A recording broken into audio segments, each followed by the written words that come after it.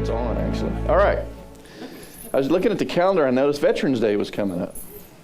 You know, and it's a special day for me, obviously, you know, after serving and our family members that served, and, you know, the friends I had that had served with me and passed away, died in the line of duty, you know, those type of things. You know, Memorial Day is for those that have lost their life during the line of duty, or even, you know, those people that died after serving, because you never know what happened during that service that might have caused that. So Memorial Day is a special day, which we did. We talked about, and we had a special Memorial Day. But Veterans Day is a day where we get to recognize those that served and those that are serving. And I like to include law enforcement in that, you know. Firefighters, you know, emergency service workers. And I know it's just for military in a lot of places, but I'm just sharing my personal thoughts with you, just because after being in law enforcement, and you know, the Rafteries were in law enforcement, both of those guys, and they can tell you the same things, some of the same stories we talk about. It's, you know, even though different times and different places, same stories. Same thing with the military. Whether you're Air Force, Army, Navy, Marines, Coast Guard, you know, any of those branches, it's a special thing. It really is. How many of you have ever heard that the military serves good food? Have you ever heard that? No. There's a reason for that. I mean, how many of you ever heard that the military has the best pillows and beds? There's a reason for that. I'm telling you, it takes a special person to say, I want that. I want to do that. I want to do that for a few years. Now, when I say special, I don't mean necessarily smart. I'm just saying, like me, when I joined the military, I knew I didn't have enough money for college. I knew that I was going to, if I went straight to college, I could have gotten college. I could have done that. I could have figured out a way to get in, absolutely. But I knew if I did that, it wouldn't be there to be studying. You know what I mean? I wasn't ready for that, just to be honest. And so when I joined the military, he goes, hey, we'll pay for your college. We'll pay for this. And you know what? I wasn't a sucker. I knew what they were saying. I knew what they were doing, and I wanted to do it. I wanted to jump out of airplanes. I wanted to shoot guns. I wanted to get in those armored vehicles and do some things. They show you the neat videos you can do, you know. You just join up, you can do this, you know. And I wanted to do it. So I can't say I was tricked or deceived or anything like that. I have, hey, what's up, brother? Good to see you, man. Nice to see you. So I wasn't tricked. I wanted to do that, and I did. I really didn't think far enough ahead to think, you know what, we might actually go to war. We might have some conflicts where we need to actually do that. But I did know, in the back of my mind, I knew that I wanted to defend our country. And that's just always been in me my whole life. I knew I wanted to do that. My brothers served. My dad served. My grandfather served. My great-great-grandfather served. My uncles served. My whole family, I mean, we traced it all the way back to, I mean, we still haven't stopped tracing it back. You know, Colonel in the Revolutionary War, and just keeps going and going back in Scotland. So I know that that's a God thing.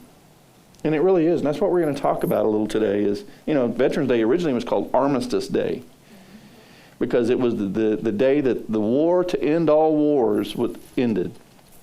The 11th month, the 11th day, the 11th hour, and that's when it was signed, and it ended all the loss of life. The guns fell silent on November 11th at 11. What year? 1918, right? How long ago was that? 103 years ago? Something like that. So, then World War II came along. So the war to end all wars, guess what? Wasn't the war to end all wars. So then they had to change the name when that ended to Veterans Day. Armistice Day officially became Veterans Day. So, I didn't remember many sermons growing up had to do with Veterans Day. I mean, you know, Christmas, Thanksgiving, Easter, you know, stuff like that. I remember thinking, there's really not a lot I've heard about Veterans Day. And it's such a giving of a person. You give your life. You basically give your family in some instances, right? Right? We got Greg and Ashley here, military families. Your life is military, and whether you know it or not, you're a veteran because you did serve. And I include the wives in that and the spouses in that because they move. They've got to keep something rolling while the other spouse is gone. And you talk about heaping on some stuff. You got kids and bills and stuff that you're it. And so that's why it's a teamwork thing. And that's why I always honor the family. It's not just an individual. This individual couldn't do it without my family, basically. It would have been hard. And there are people that do it, the single soldiers and all that stuff. But I'm telling you, it is a sacrifice, no matter who you are.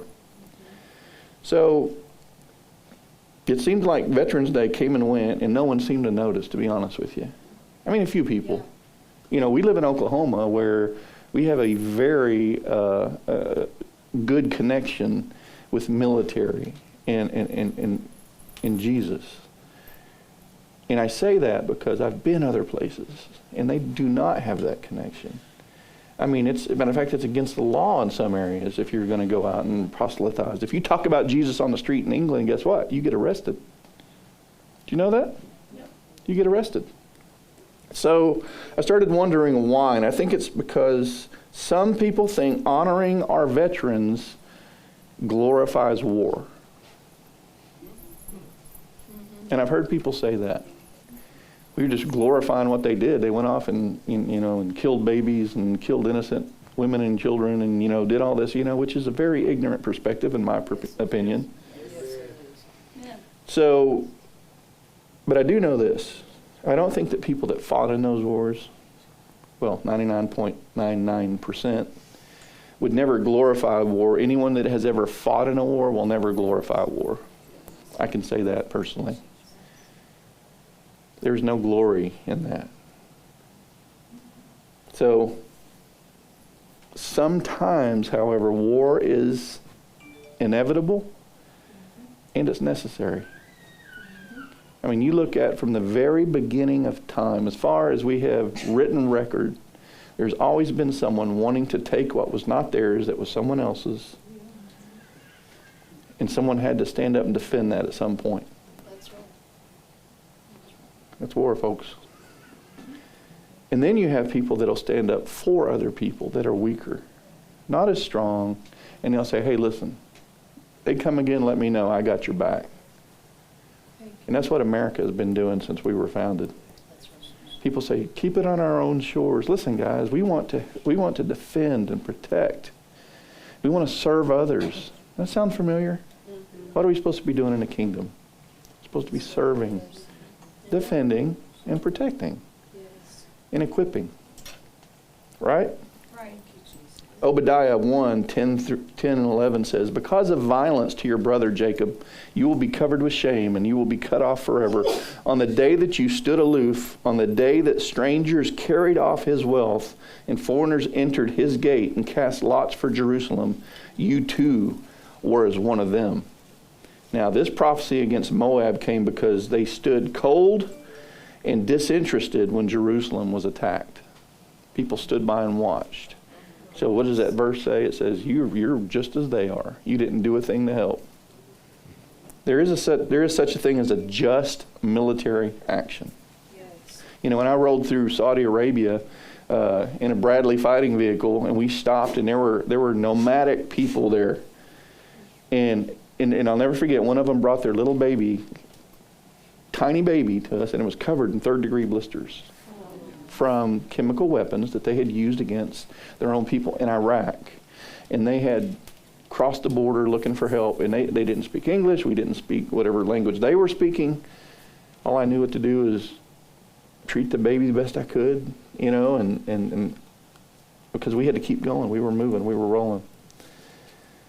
And I saw that, and then when I got into Kuwait, first time I got into Kuwait, the first thing I saw, and please bear with me, I'm not trying to tell you anything to hurt your hearts. I'm just telling you what I experienced was a crane that the Iraqi army had set up, and there was a pregnant lady that they hung from that and had cut the baby out of her. And just let it hang. And I'm thinking, Lord, this is evil. This is evil to its core. That is why we're here. I don't care about the oil. I don't care about all that. I was there to do what I could do to help those people. Yes. And that's what, it's God hears our heart, right? People talking about their wallets, talking about how much money we can make in the oil reserves, if we could just own that. No, it's not that. I mean, God hears our heart. There were many, many men and women there because they wanted to help. That's right. Yes. And that's what I served for. That's why I was in the military. But what comes with war? When we have war, certain things come with war, right?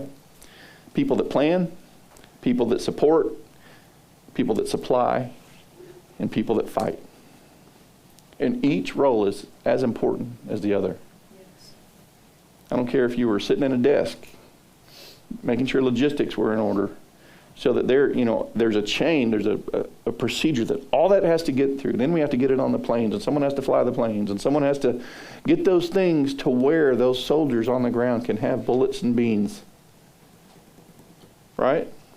Yeah.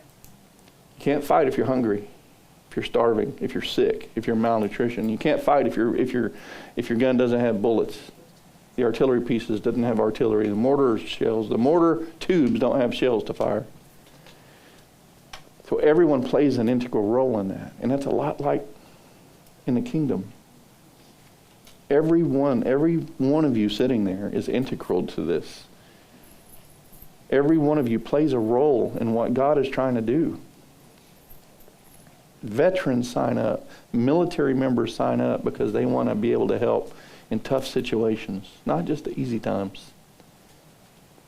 I do know a lot of people that signed up just for the benefits. And then they found themselves in a wartime situation. And you know what they did? Most of them, almost all of them, they served. And they served well. Some people didn't even want to be in the military. And they got drafted. You know what they did? They served. And they served well. Most of them. Men and women sacrificed their freedom to give to others. And listen guys, I don't ever want to forget that. And I don't want you to forget that. Just because you didn't serve, just because you didn't join the military, doesn't mean anything badly about you. It just means that there's another portion of society that did, and we can say thanks. Yes. We can say, hey, listen, I know that was a sacrifice. Thank you. You know what I mean? I appreciate that. I say that all the time. I don't even think about myself. Honestly, on Veterans Day, I try my best to wake up that day and go and find as many people as I can and say, listen, thanks for what you did. Yes. So it's important. I mean, a lot of people gave up arms, legs. I mean, a lot of people will never be the same after that, physically, mentally, psychologically. Some of them laid down their lives so others can live. We saw a verse, John 15:13, a little while ago. Greater love has no one than this, and one would lay down his life for his friends. And if you really think about that, people don't do that very often. What they'll do is they'll stop and go, oh, I can't do this. I can't. You see something happening. And this is where me as a police officer really put this in perspective. I had to put myself between something bad and something good. And I had to be the shield right there in the middle.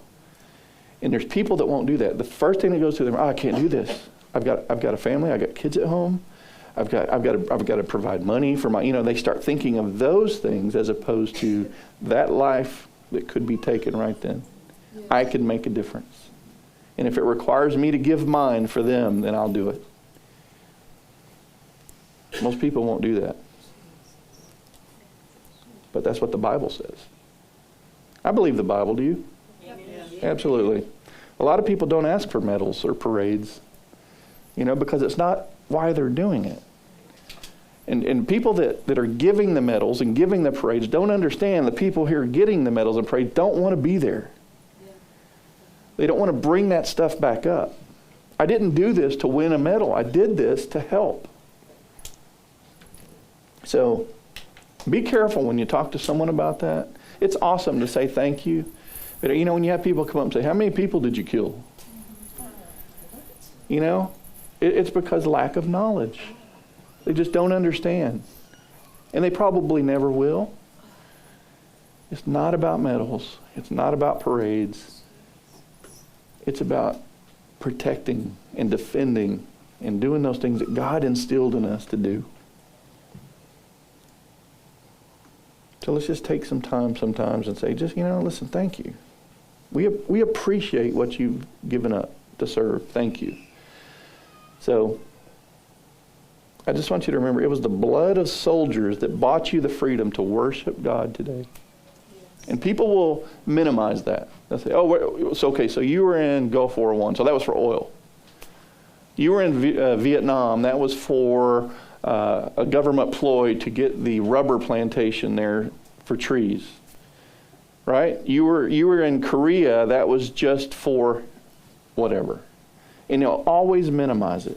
Almost every time someone that didn't serve will minimize it.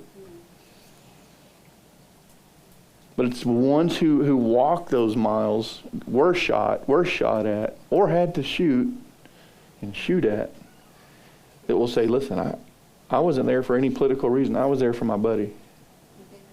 I was there to protect my buddy. I was there to protect what I thought were innocent people.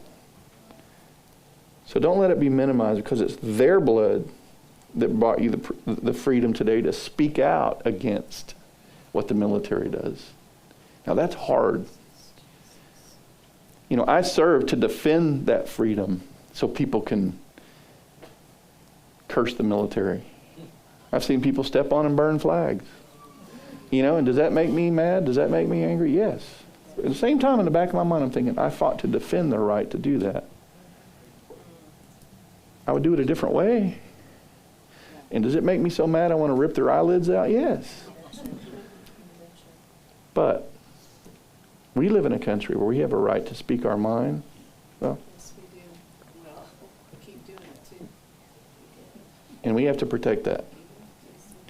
We have to defend that. And there are a lot of liberties being stripped away slowly. A lot of freedoms that we fought. These people fought and died for that are being slowly ripped out of our hands. That's where we get to stand up and say, no, I have a voice too. Absolutely not. It was their blood that bought you the potential to live a life of freedom. But most of all, I want you to remember, it was the blood of Christ that bought you freedom from sin and a home in eternity. Jesus did that. Jesus did that. The greatest vet of all, the greatest veteran of all, went to Calvary to do battle with sin, death, and evil. And he laid down his life for us and was killed. He's a veteran. Veterans Day is symbolic of what Jesus did. He chose. He chose to do that, just like we did. Just like we're doing, right? Jesus chose that. He laid down his life and was killed. Thank God he took it back.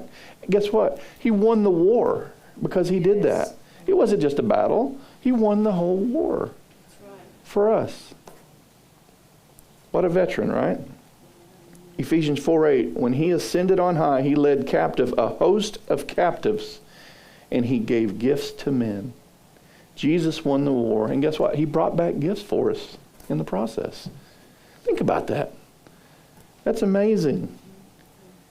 Don't forget to thank him also on Veterans Day for indescribable gifts he has given us. That's awesome. I always wondered why I felt such a something in my chest. My parents called it pride, but it was always something. It was the same feeling I got when I worshiped Jesus. And that's what it is we're all called to do that because he did it first. And now we get an opportunity to do that.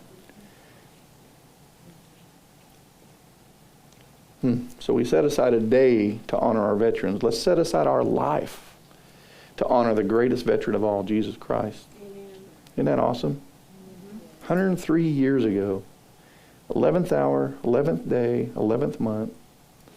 And the timing was symbolic, honestly. We still use that term. Like when someone's about to be executed, oh, you're at the 11th hour. You know what I mean? Last chance for a reprieve. We still use that terminology. The 11th hour call.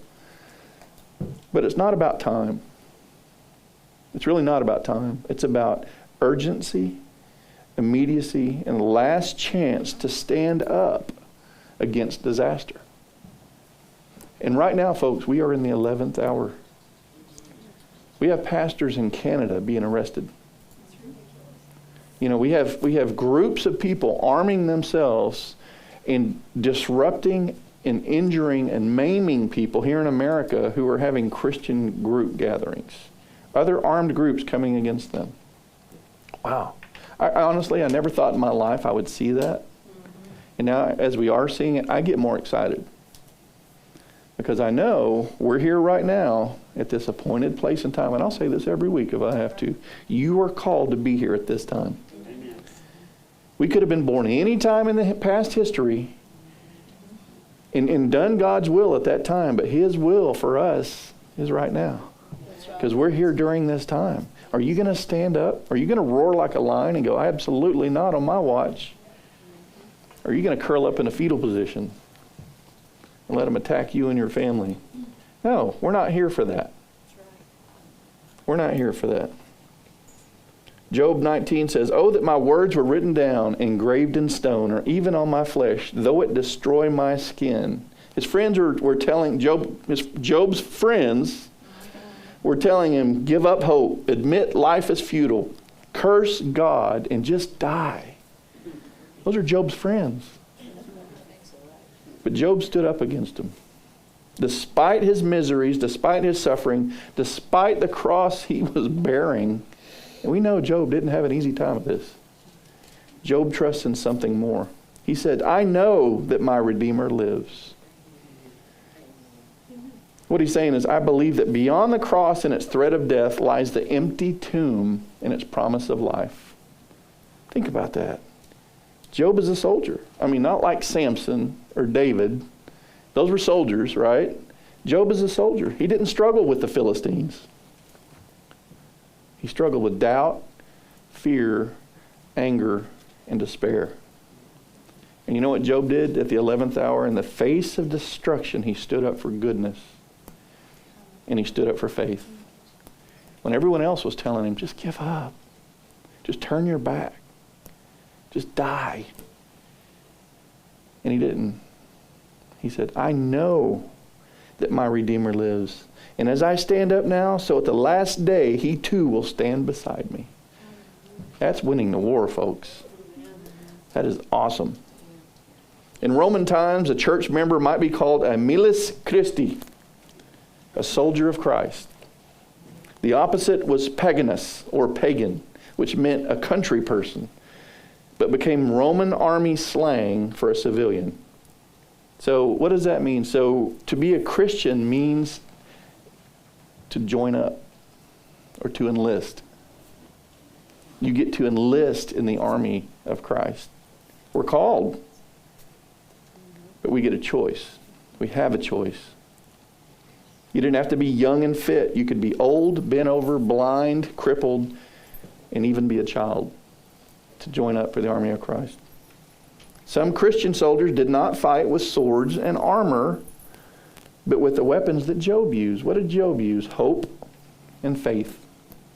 Those are our biggest weapons. Jesus is a little bit like Patton. Remember Patton, World War II? I don't know if you guys heard the story. Slapped a shell-shocked soldier. Say that 3 times fast. I'm afraid to. But this soldier was suffering from probably post-traumatic stress disorder, whatever was going on, the death, the destruction, whatever. Patton grabbed him and slapped him. Said, come on. He goes, wake up, soldier. We have a war to fight. And a lot of times that's kind of what we feel like. We're going, come on, wake up.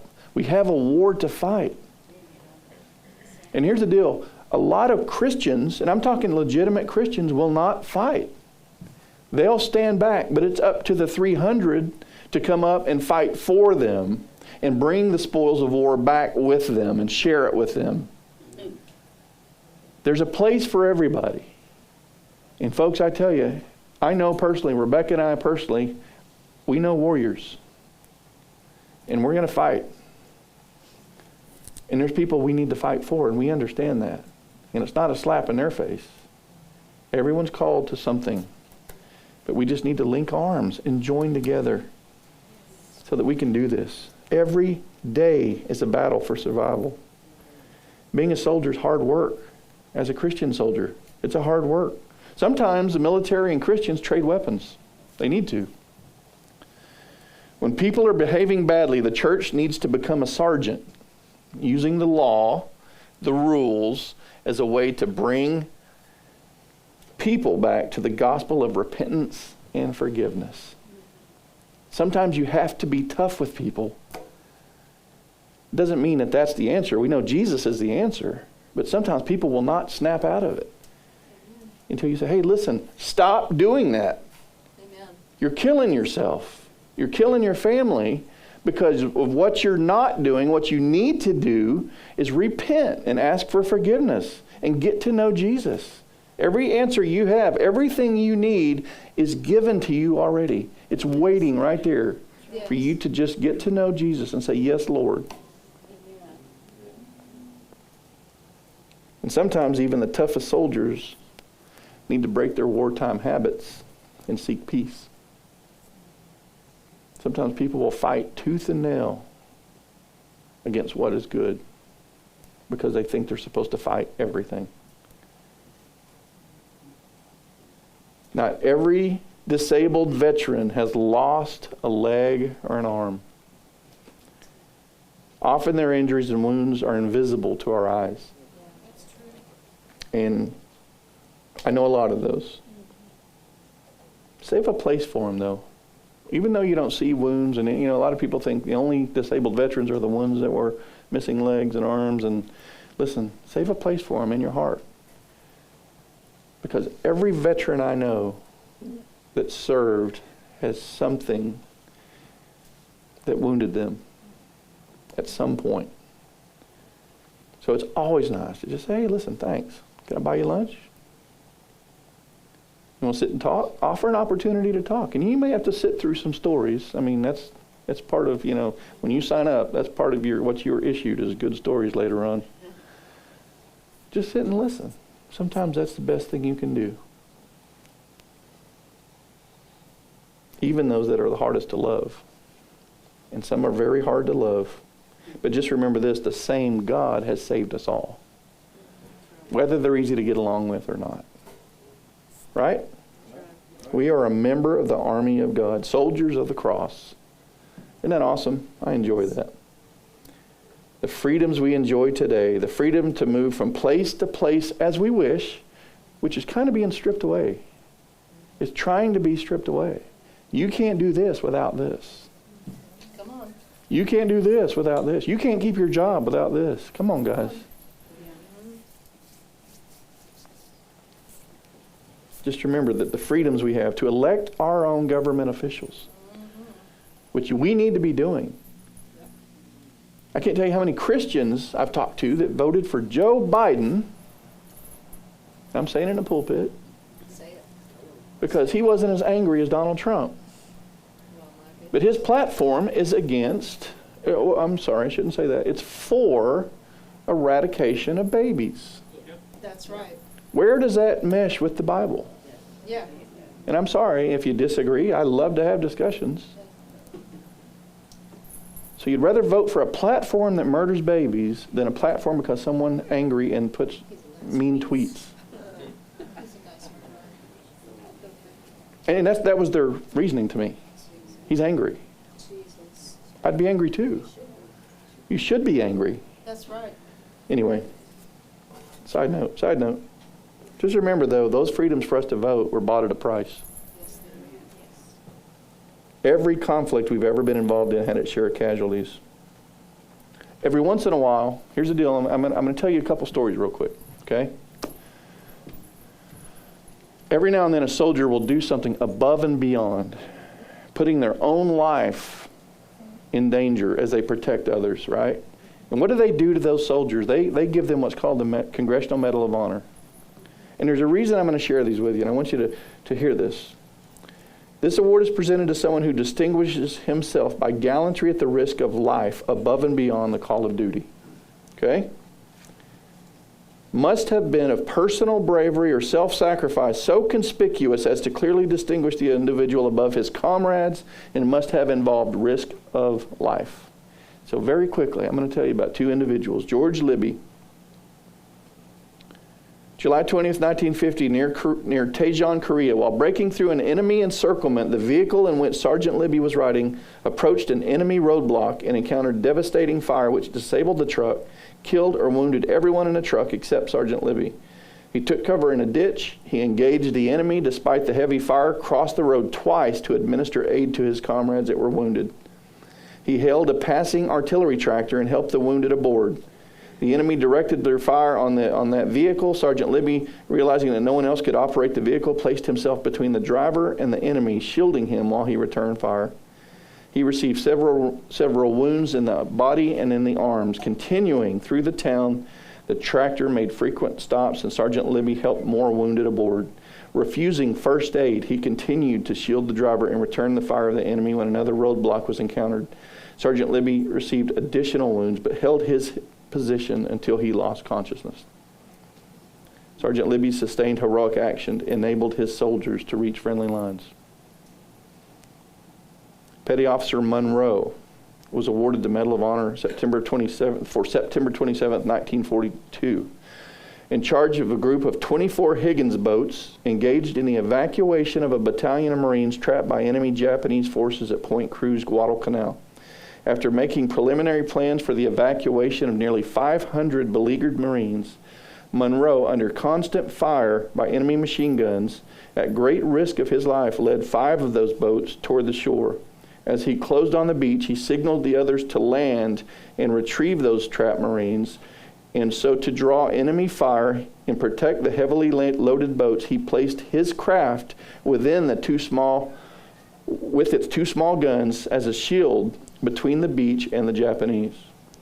When the task of evacuation was nearly completed, Monroe was instantly killed by enemy fire, but his crew, 2 of whom were wounded, carried on until the last boat had loaded and cleared the beach. By his outstanding leadership, expert planning, and dauntless devotion to duty, he and his comrades undoubtedly saved the lives of many who otherwise would have perished. He gallantly gave his life for his country. That's just 2 stories. That's just 2 examples of people that put themselves above, thinking, well, I got to get back home. I miss my girl. I miss whatever. What they said is, no, these guys are going to die if I don't do this. That is laying down your life for someone else. It seems in every war, every battle, almost without exception, such heroic actions occur sometimes from individuals you would least expect. You've heard that over and over. I've heard it over and over.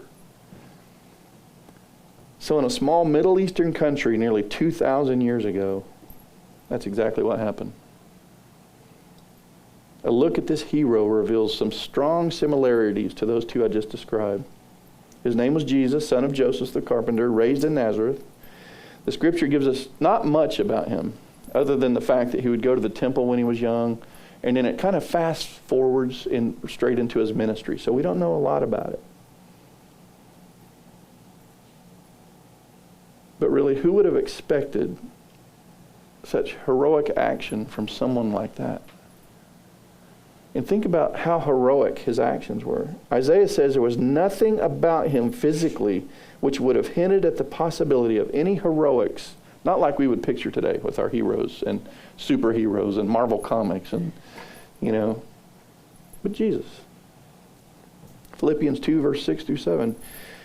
Christ Jesus, who being in the form of God, did not consider it robbery to be equal with God, but made himself of no reputation, taking the form of a servant and coming in the likeness of men. He could have came as a superhero. He could have deflected bullets with his chest if he would have wanted to. He didn't want to. Jesus put himself in harm's way and endured pain and suffering for the benefit of others. Isaiah 53:5 says, but he was wounded for our transgressions, he was bruised for our iniquities. The chastisement for our peace was upon him, and by his stripes we're healed. And he did it willingly. He did it willingly. Isaiah 53:7 says, he was oppressed and he was afflicted, yet he opened not his mouth. He was led as a lamb to the slaughter, and as a sheep before its shears is silent, so he opened not his mouth. Matthew records twice, Jesus responded to the pain and suffering he was about to endure with the words, not my will, Father, but yours be done. Think about that.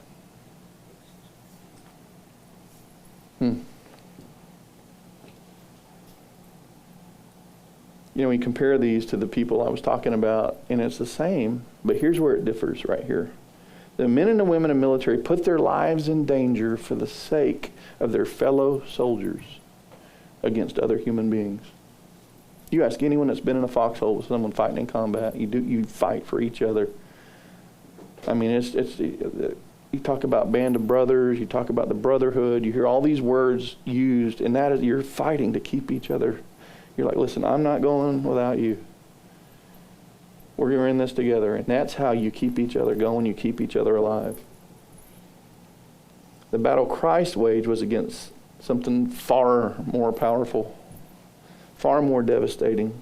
The ultimate victory was not taking of some hilltop or some bloody valley or some stretch of land that the government says we need to get that, take it. But it's one that secured our souls over the power of the devil, over the power of sin in our lives, and ultimately the victory over death. Jesus did that. That's what he was fighting for. And the clearest, most dynamic example of how Christ's life and death and resurrection inspired his people is by us gathered here today. We're inspired by him. And we gather to honor him. We gather to sing hymns. We gather to pray together. And we gather to glorify him because of what he did so long ago. But we need to be honest with ourselves and admit that in a world of terrorists, lust, greed, self, where others don't hesitate to give their lives for their cause, we live in that world today, that we will never be totally protected and invulnerable in this world. We have to understand that. We have to admit that. Whoever said that when you become a Christian, everything is fine and perfect, didn't read the Bible. That's right. We have to understand and admit that we live in a world where we're vulnerable. But as Christians, we can be assured that on the spiritual front, it's a different story. Spiritually, we have won this battle. 2 Corinthians 10:3-4 says, for though we walk in the flesh, we do not war according to the flesh. For the weapons of our warfare are not carnal, but mighty in God, pulling down strongholds. Wow. And remember Ephesians 6? I love Ephesians 6, right? The belt of truth, the breastplate of righteousness. Our feet are fitted with the gospel of peace, the shield of faith, the helmet of salvation, and the sword of the Spirit. And that armor right there, combined with steady and regular prayer, guess what? It protects us from the temptations that come our way and preserve us for a life of eternity with him. So we're equipped, right? Or we're being equipped. And you know others that are not equipped. That's where we get to go and minister and love and equip. That's our responsibility. All right. Last story I'm going to tell you. One soldier lived with that kind of assurance. During the Korean War, one man was hurt badly on the battlefield of Heartbreak Ridge. His buddies were in a foxhole 50 yards away when a soldier was hit by sniper fire in an ambush. As the fire continued, other soldiers discussed among themselves what to do. But since the sniper fire was so intense, to crawl out and bring back their wounded buddy would mean almost certain death. For a while, no one would move. The men in the foxhole could hear their wounded friend yelling for help. One of the men in the foxhole began to look intensely at his own watch. He would not keep his eyes off of it. All the others in the foxhole noticed this and began to ask questions. But the soldier with the watch remained silent. All of a sudden, the man with the watch jumped out of the foxhole, crawled over to his wounded buddy, grabbed him by the nape of the collar, and very slowly made his way back to the foxhole all while sniper fire was whizzing around him. Both amazingly made it back to the foxhole without additional injury. After the sniper fire died down, the man who saved his buddy was asked why he waited so long to crawl under fire to his wounded friend. He responded, "My mom said every day at the exact time she'd be praying for me. And according to my watch, I left the foxhole exactly when she started praying." We may not always receive answers in such dramatic ways or dramatic fashion, but I know I'm alive because of the prayers of my mom. And the prayers that we have for our children, I know they're alive because of that. God's promise to us is that we have ultimate victory in this world, one that guarantees us eternity together with Him. But it's through our Lord Jesus Christ. That's how we do it. It's through Him and what He did. The ultimate veteran. So when you go out this Veterans Day weekend, which is almost over, Veterans Day is Thursday, and not many people think about it as much as I do. Maybe it's from personal whatever, but I'm telling you, it's in accordance with what Jesus did. It's important. Seek out some of those and just say thank you for their commitment to the country and its freedoms and for their sacrifice. And give thanks to God for Jesus Christ and His willingness to serve. I say all the time, you cannot get promoted without serving. Jesus volunteered to serve. And that's what we're doing. We're volunteering to serve. And I hope you do the same. I hope you volunteer to serve. Be confident in your daily faith battles, knowing that you are equipped by God to be that faithful warrior that makes a difference in the world around us. So I just wanted to spend a day where we don't get a lot of days to spend on sacrifices. So I want to say thank you to all the veterans who has served and who is serving and who will serve. Our future veterans. People should see veterans for what they've done for this country, and it should inspire the younger generation to go, you know what, I want to serve 2 years. I think everyone should serve at least 2 years. At least 2 years. Just some people need the discipline. Some people need the structure. Some people don't, obviously, but you know what? We're giving back a little bit. Just a little bit. And you don't have to make a career out of it. But this is just my personal opinion. I'm just sharing that with you. But I just want to say thank you for all that you did, all that you're doing, and all those that will do. And for the families associated with military family members. They couldn't do it without you. The furthest I've been away from home, the most tired I've ever been, the most injured I've ever been, the most hungry I've ever been, the best time of all of that was mail call. Now, I don't know how on earth they do it now with email and phones and all that stuff, but I didn't have that. We had to wait for mail to be delivered to us. And just to get a letter. Someone said, hey, we miss you.